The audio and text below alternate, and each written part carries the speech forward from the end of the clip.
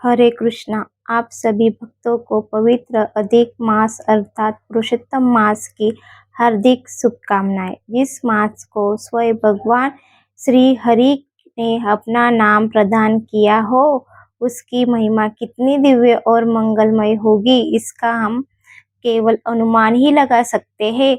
हम प्रभु से प्रार्थना करते हैं कि इस पुरुषोत्तम मास में भगवान की विशेष कृपा आप और आपके पूरे परिवार पर बनी रहे। आज के इस शुभ प्रभात में हम प्रारंभ कर रहे हैं पुरुषोत्तम मास महात्मा की विशेष कथा। शुक्ला पद्य पुराण में इस अधिक मास की अद्भुत महिमा का विस्तार से वर्णन मिलता है और उन्हीं दिव्य कथाओं का श्रवण हम प्रतिदिन प्राप्त काल करेंगे।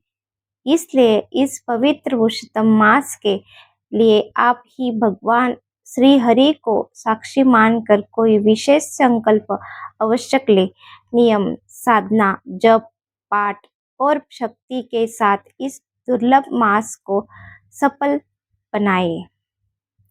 तो आइए आज ही पुरुषोत्तम मास व्रत कथा का श्रवण करते हैं। वंदे वृंदावन विनोदीय वृंदावन कलानाथ पुरुषोत्तम अद्भुत अर्थात कल्प वृक्ष के समान फल देने वाला, वृंदावन में दिव्य लीलाएं करने वाले, समस्त कलाओं के स्वामी भगवान श्री कृष्ण को मैं प्रणाम करती हूँ। भगवान श्री कृष्ण को मैं प्रणाम करती हूँ। प्राचीन काल में नैतिक शरण्य तीर्थ में एक विशाल यज्ञ का आयोजन किया गया। वह केवल अत्रि, गौतम, अगस्त्य, भारद्वाज, शौनक आदि अनेक महान ऋषि मुनि अपने शिष्यों सहित एकत्रित हुए।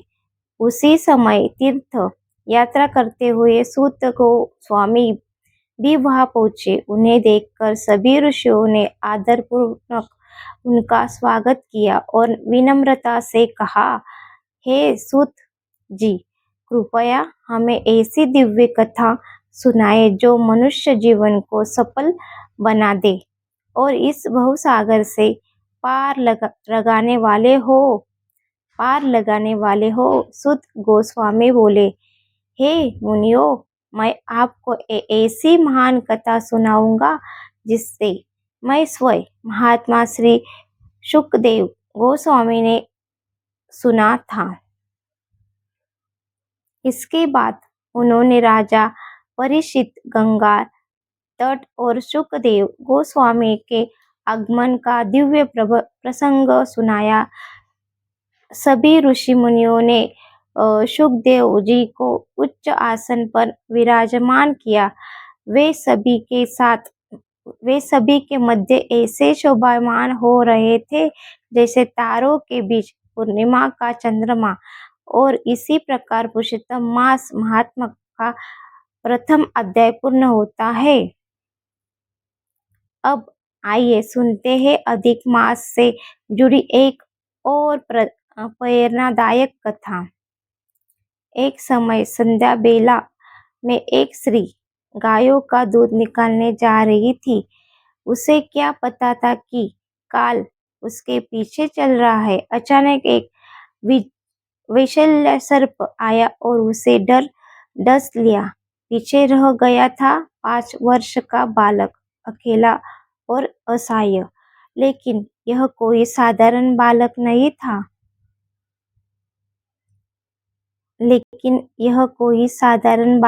था।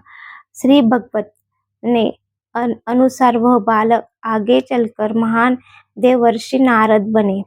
उस बालक की माता एक गुरुकुल में सेवा करती थी। एक बार चातुर्य से समय कुछ महान संत वहां ठहरे। बालक को उनकी सेवा का अवसर मिला। संतों की कृपा से उसके हृदय में भगवान श्री कृष्ण के प्रति भक्ति जागृत हो गई। वह प्रतिदिन भगवान की कथाएं सुनता और ध्यान में लीन रहने लगा। समय बीतने के बाद जब उसकी माता का देहांत हुआ तब उस बालक ने उसे भगवान की इच्छा मानकर घर त्याग दिया और उत्तर दिशा और निकल पड़ा।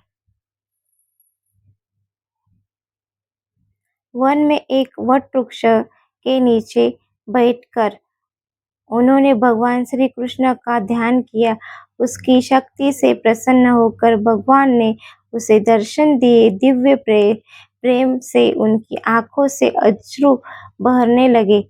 भगवान बोले, हे बालक, इस जन्म में तुम मुझे पुनः नहीं देख पाओगे, लेकिन तुम्हारी भक्ति कष्ट कभी नष्ट नहीं होगी।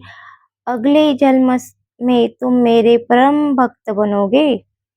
कालांतर में वही बालक देव ऋषि नारद के रूप में प्रकट हुए और आज भी अपनी वीणा पर भगवान के नाम और लीलाओं का कीर्तन करते हुए समस्त लोगों में विचरण करते हैं।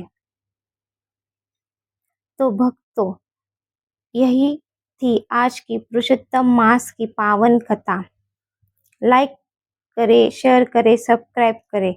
इस पूरी कथा मास के हम प्रतिदिन ऐसी सुंदर पौराणिक कथा लेकर आएंगे, इसलिए इन कथाओं को आवश्यक सुने, अपने परिवार और मित्रों के साथ साझा कीजिए।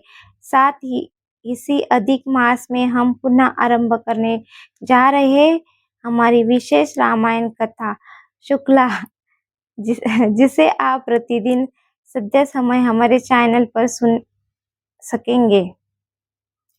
यदि आप पहली बार हमारे चैनल पर आए हैं तो चैनल को सब्सक्राइब अवश्य करें, क्योंकि यह आपको वेदा और पुराणों से ही ली गई प्रामाणिक और प्रेरणादायक कथा सुनने